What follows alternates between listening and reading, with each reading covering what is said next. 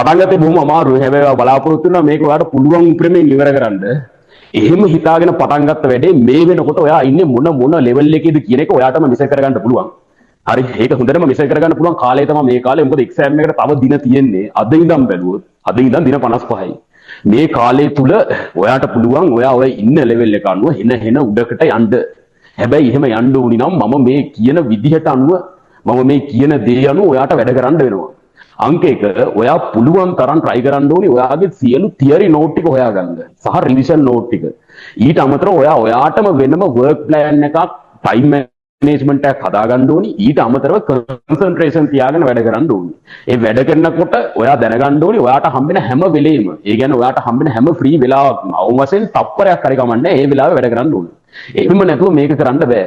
මේ කාලය තුල ඔයා ඉන්ටර්වල් එක බ්‍රේක් එක ඒ දේවල් හොයන්න එපා. අසීමාන්තිකව කැපෙන කමක් නැහැ. මොකද මේ කාලය තුල නිදි මරුව අනම්මනා කළා කියලා ඒක ඔයාගේ මං හිතන්නේ ඒක ලොකුවට බලපයි කියලා. මොකද නැහින්න ඕනි කාලයක් මේක. මම මේ කියන්නේ මිලෝ වැඩක් නොකර වැඩ කාලේ වැඩ කරන් දෙනෙවුන්ට මේක ඉතා වැදගත් වෙයි. ලොකු බලාපොරොත්තු එක පටන් ගත්ත වැඩක්. නමුත් తాවකාලිකව හම්බුන සමහර මෝඩ ආතල් එක මේ වැඩේ ඔයා ටිකක් ඩවුන් කරගෙන තියෙන්නේ. ටිකක් නෙමෙයි ගොඩක්. ඔයාට මතක නැහැ ඇයි මේක පටන් ගත්තේ කියන එක. සහ ඔයාගේ ප්‍රශ්න වලට සංවේදී නැහැ.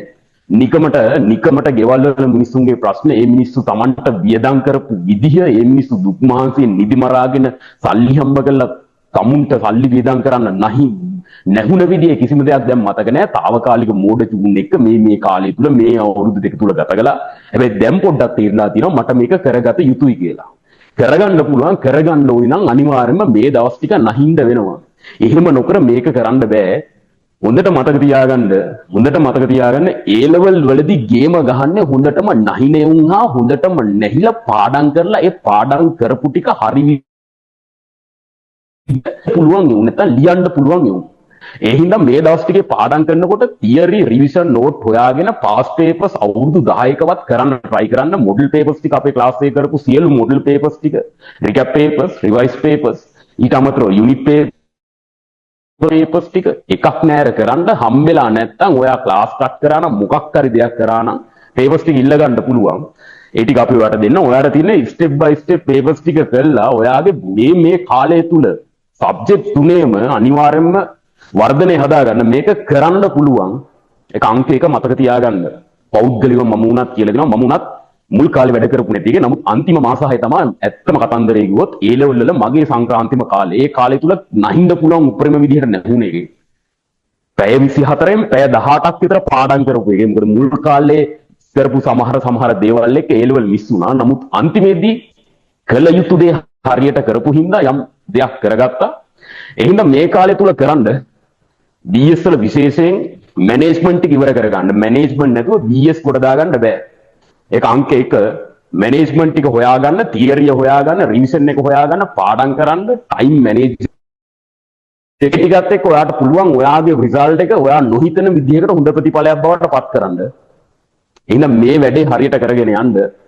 ඊට අමතරව මට කියන්න තියෙන වැඩේ තමයි ඔයා හැම වෙලෙම තමන්ගේ ප්‍රශ්න ගැන හිතන්න. තමන්ගේ ප්‍රශ්න ගැන හිතනකොට ඒවට සංවේදී වෙනකොට මේ වැඩේ කරන්න පුළුවන්. නිකමට gedara තත්ත්වය මතක් කරලා බලන්න. gedara මිනිස්සු කොයිතරම් තමුන්ට වියදම් කරනවද? මේ මිනිස්සු මොන දේවල් බොහෝ සමහර විට සල්ලි වලින් පවා සල්ලි ටික වියදම් කරලා උඹලට ක්ලාස් ෆීස් එක ගෙවලා මේ මිනිස්සු උඹලව පන්ති වනවා වෙන්න පුළුවන්. ඒ පන්ති වල එවන සල්ලි වලිනුත් පන්ති කට් කරලා නිකන් මෝඩ චූන් ගන්නවා නම් ඇත්තම කතන්දරේ කිව්වොත් ඒ වගේ උන්ට කෙලවෙන්න ඕන. ඒක තීරුමක් නැහැනේ. ඒ වගේ උන්ට කෙලවිය යුතුයි.